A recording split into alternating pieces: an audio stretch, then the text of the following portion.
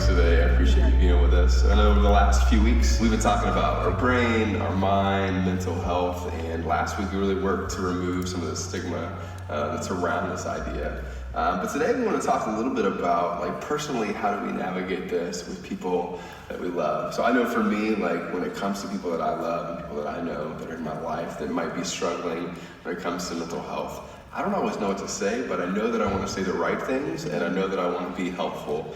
And so just to kick things off, what would you say to that, and how can we come alongside of our family and friends who are walking that journey? The first thing I would say is thank you. As a mental health professional, I know that social support plays a huge role in the healing process for my clients. And so anytime that they have good support, it just facilitates how well they do in therapy.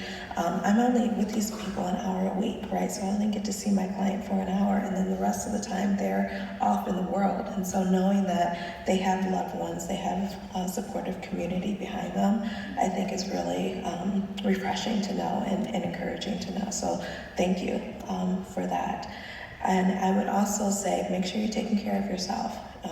Caregiver burnout is real, and it does no good to yourself or the person that you're trying to care for if you never take time to replenish yourself. So get into a good self-care routine. Again, taking care of your mind, your body, your spirit, and if necessary, go to therapy yourself if you need some additional support. There's also support groups out there for family members, for people who have mental health problems, so you can get together and share ideas, share resources. If you can't find one, maybe you can create one, even in your own church. Realistically, what does it actually look like to provide support and care when oftentimes we may not understand the fullness of what somebody is working through? There's a lot of listening.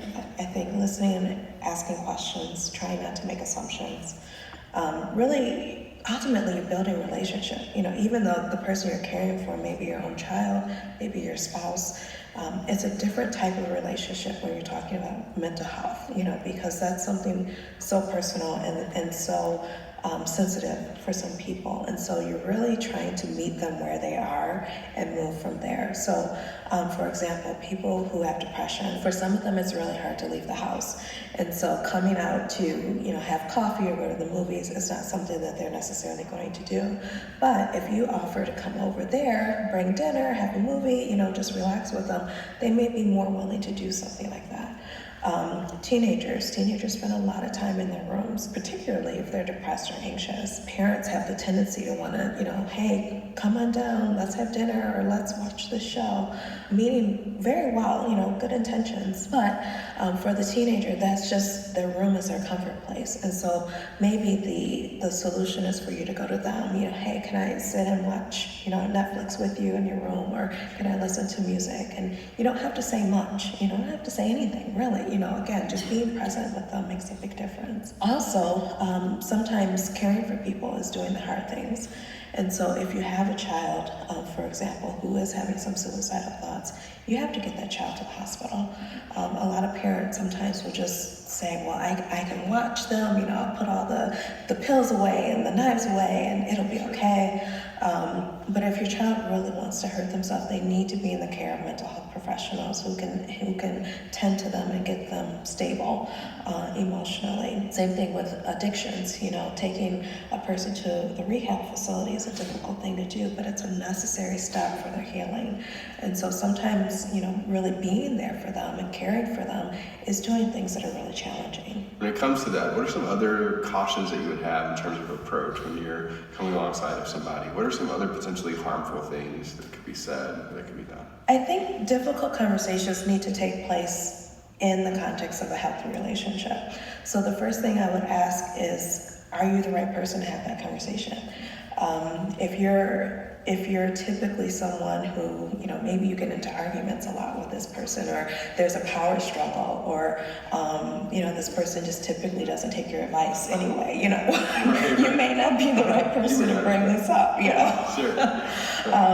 Maybe there's someone who has a more intimate relationship with that individual who would be better suited to have that conversation, or the two of you together can meet with that person to have that conversation.